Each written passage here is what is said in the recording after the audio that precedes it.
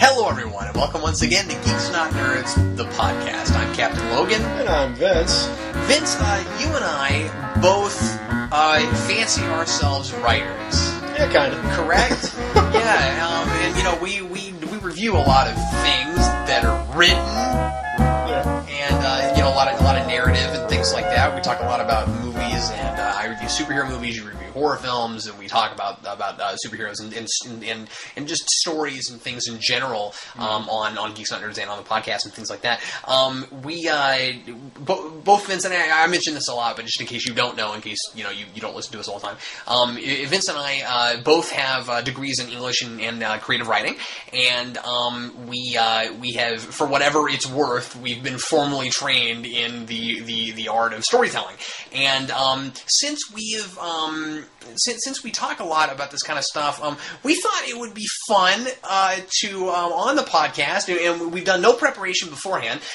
We thought, since we talk so much about superheroes and superhero films, it's only right, it's only fair that we ought to outline our own superhero movie and try to put our hand to it. It's not right. It would be totally wrong of us to critique things and never make the attempt ourselves at actually doing it. Now, we're not going to make this movie, but we're gonna act like we're two guys who might make a movie, who are like sitting in the writing room. Right, yeah. Right, and we're brainstorming, and we're coming up with our superhero movie. And what we're going to try to do is because we critique these things a lot, and we talk about them, and we notice trends as we go along, and that kind of thing. What we're going to do is we're going to try to avoid the obvious cliches in superhero movies. We're gonna try to avoid the obvious stuff, and we're gonna try to make a superhero movie that makes as much sense as we can make it make,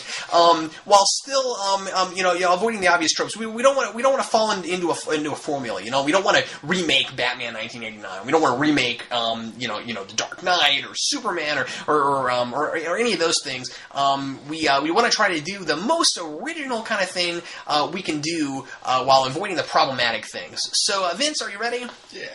Here. I just had a funny thought. All right, go ahead. Yeah, every superhero has a tragic past. Yeah, right. Well, not every, but a lot of them. Pretty much every. Right. Batman's parents were killed. Right. Superman's planet exploded. Sure. So what if our superhero had no tragic, like everything in his life, like all the people he knows is still alive? It all went right. Yeah. It all went right. And that'll turn it on its head. That'll be a little bit different. Yeah. Okay. So we have a guy. Is it going to be a guy? We got a male superhero? Yeah? Sure. Yeah, okay. So we got a male superhero. He's going to be a superhero, but his life has all totally gone right. Okay, cool. So his backstory is nothing happened. Nothing happened. He wakes up one day, he's poor as sin. No, scratch that. Okay, so is he a rich guy, or is he just like a normal middle class sort of guy? See, if he has superpowers and he's poor, then that's been done several times. Right, but if he's rich and he has no superpowers, that's been done several times too. So he needs to be a middle class guy with at least 3 different superpowers. with at least 3 different superpowers and gadgets. There we go. And gadgets, okay, which can be made out of normal household appliances. We'll call this guy Blender Man. No, not necessarily. We'll get his name here in a minute. Okay, so now we have to come up with superpowers that have not been done to death in the movies and can't be gotten in like terribly contrived ways, right? Like we can't strike this guy with lightning. We can't, like there's he can't get his powers from the sun. So and he needs a couple different powers. So how's he gonna get his powers, Vince? This guy's gonna get his powers because he stared at a fan way too long. He stared at a fan too long. And now he has the best equilibrium ever. This guy cannot be pushed over or knocked down. Wait, so he's Equilibrium Man? Yes. Wait, really? They will call him Equilibrium, and he will always be confused with the movie. See, Vince, I'm hoping you're joking, because my problem with that is that it's still gotten in a pretty contrived way, right? Yeah. Like, all these kids are going to go home and stare at fans and hope they can get, or they'll think it's so late they won't care. Equilibrium, man. He gets pushed around. One of those things. Yeah. What if like he gets his superpowers? Oh, I know. Okay, so superheroes in the movies very often get their superpowers from like one thing happens. It's contrived. They get their superpowers. Like Daredevil got hit by certain chemicals and then he got his superpower. What if it's something that he's exposed to over time, and then he gets his superpowers like over time, like they start developing. So he doesn't get it right away. Like that would break that cliche a little bit, right? What if it was like a sort of radiation's always done. Yeah. Like it's always radiation, but it should be something that he's like in close contact to, like all the time. Maybe. You see, every way to give a person superpowers would seem horribly contrived, because if you're going to do science, or if you're going to do magic, if you're going to do any of these things, they've all been done to death. Yeah, so, that's true. So we may have to just compromise and assume that it's part of a genre. Well, that's true. Yeah, that's fair. But I still like the idea that he gets it over time somehow. What if he works at like a chemical engineering plant, or a gene splicing plant? Okay. And he regularly cleans up broken glass and things like that, and he's exposed. Is he going to get broken glass powers, Vince? What if we'll call him Mr. Glass? Wait, nope, that's been done.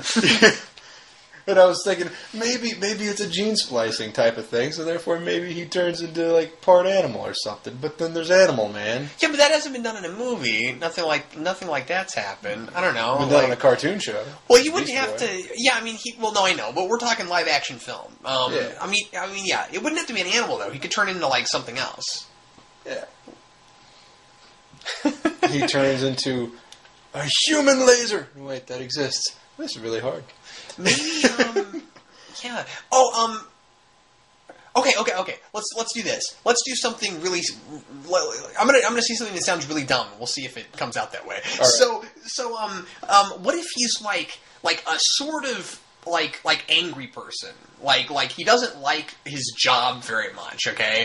He is a dissatisfied middle class American.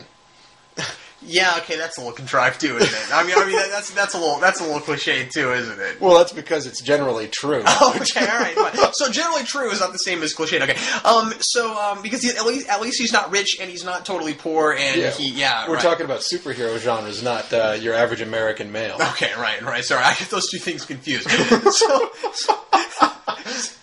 So let's say that he works at a factory. I want him to just clean up. Like I want him to be good at something.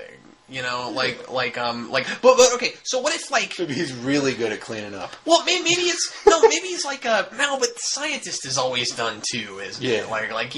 So he probably shouldn't be a scientist.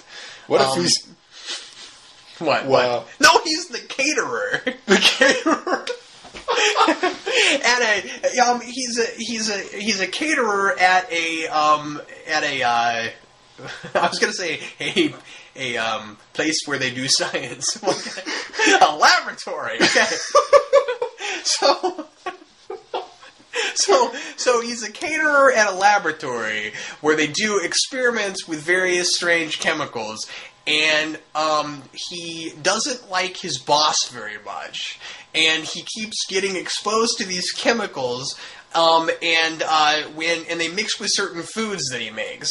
No, because then everybody would get superpowers. No. But anyway, the power I want him to have is the ability to turn into people he doesn't like.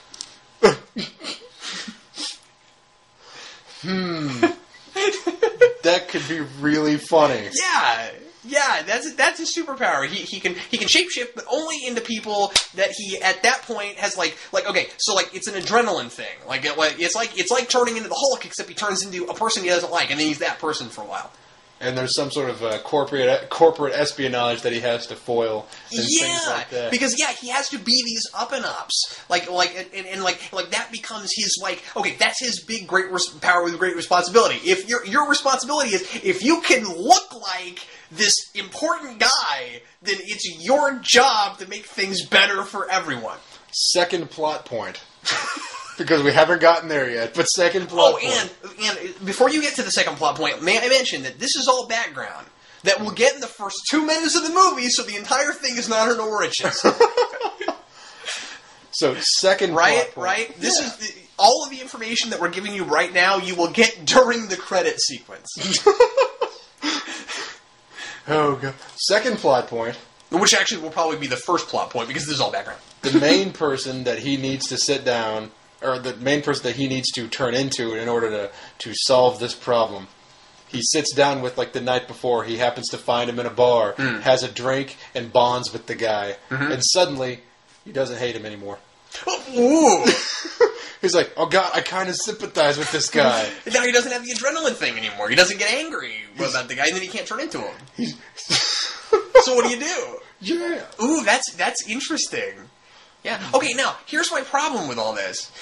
Can he be a superhero? Because, like, what kind of a costume would you have if that was your power? Like I don't think you'd really be a superhero. Well, Mystique effectively has a costume.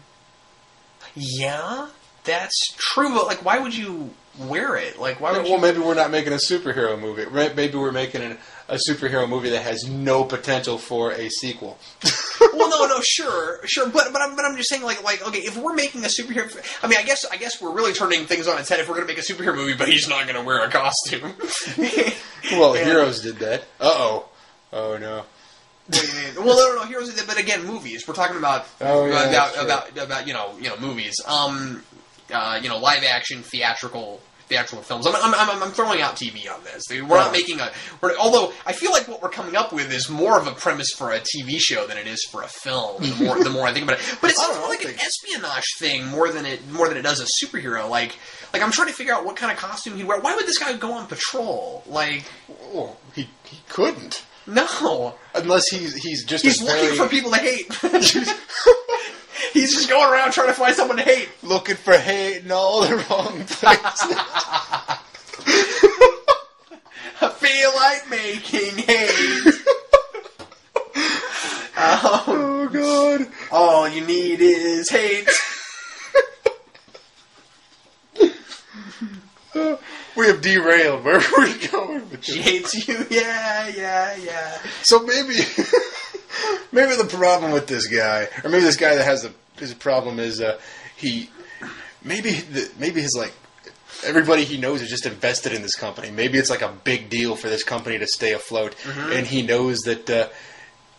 But maybe, like, it's they're doing some kind of like bad, like, backdoor dealing or something like that, and he wants to find a way to shut it down or something like that. Is that what you're thinking? Maybe he needs to find a way to keep the company open and get rid of the bigwigs that are going to, essentially screw everybody.